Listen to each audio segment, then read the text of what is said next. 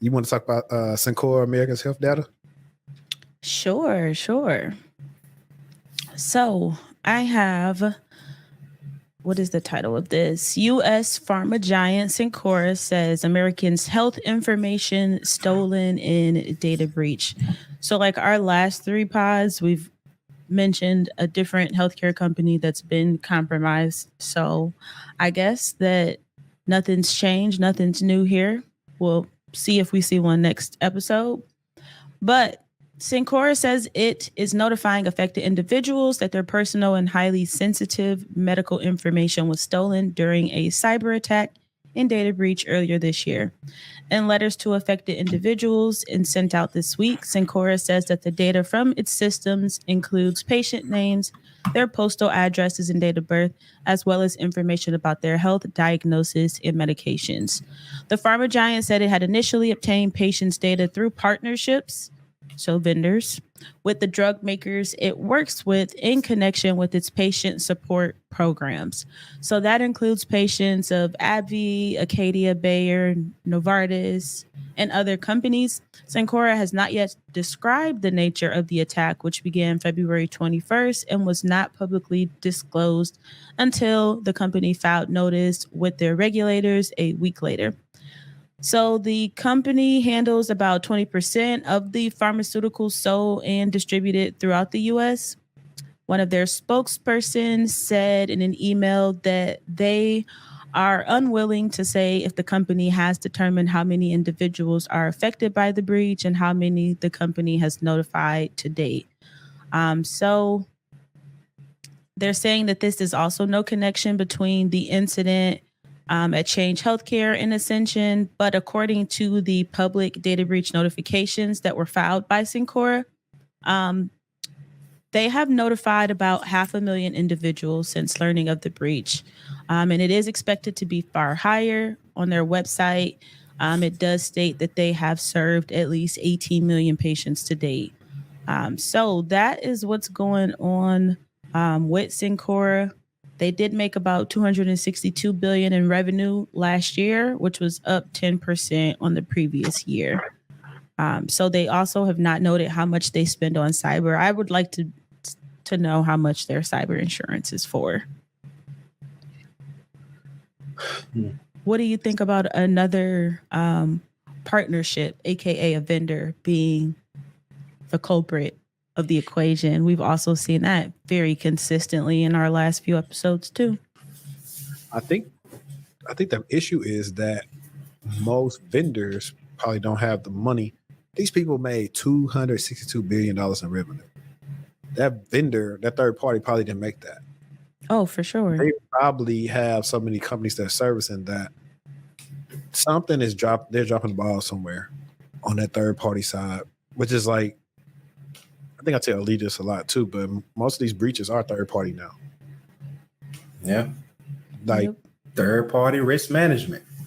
So do you feel like, because we've seen that, hopefully the viewers are seeing the consistency throughout what we've been explaining, but do you feel like there has to be some responsibility on the company that's seeking out that third party vendor? Do you feel like they should, I mean, I know that they're working with multiple customers, so things would be different, but is there a way that we can go about making sure that they are receiving, if they do need financial support or a security, better security implementation? What do you think could happen there? That's not up to the main company. I would say that would be the third party's responsibility, but it is the main party's responsibility to ensure that their third party are taking or have a program or cybersecurity practices in place if said working with main vendors. So if they do not have any types of things in place, then that should be the goal for both of those entities to have that conversation, that program started up, regulations that state how, if you want to continue doing business with us, then we must ensure that you have X, Y, and Z practices in place. And that's how you start doing your third party risk management things and mitigate supply chain attacks and things like that.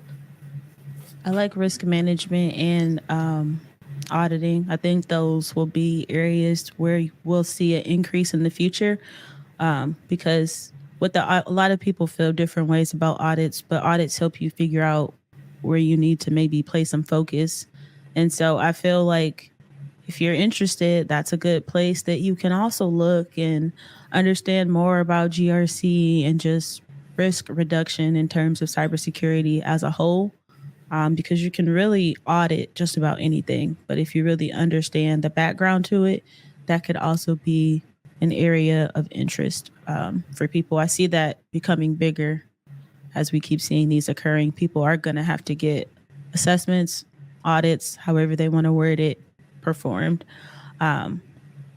more frequently. Yeah. Yeah. I think my stance on it was going to be like, it is tough. Like the main companies, they're working on their business operations and making sure they're good.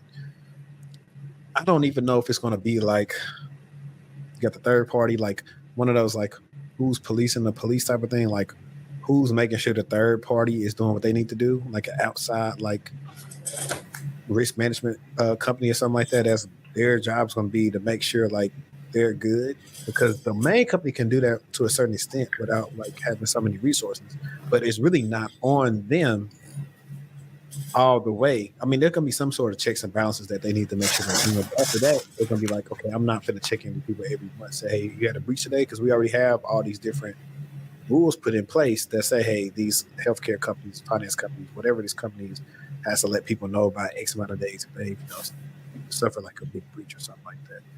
But for the most part, they're not doing weekly checkups on like going to check, their environment and make sure they got the controls in place. That's on that company. But when it comes to them handling their data, it's just like what you want to do. So that's the hard part. And the only people who's really suffering is really the citizens. I don't like that it said that people's medical diagnosis and their medications, like obviously you can't control what information is released, but that is definitely something that most people obviously wouldn't want anyone else to know about them. That's why we have HIPAA. I blame Kendrick.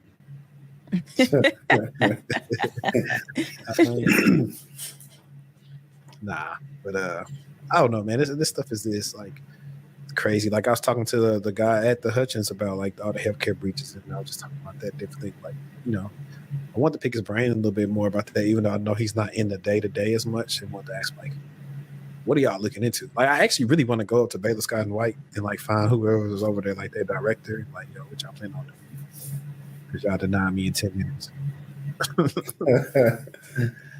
Yeah, that just goes to show what they taking more seriously is not the security. Okay. Definitely. Until it happens to them. And then they want to blow all the whistles and sound all the alarms.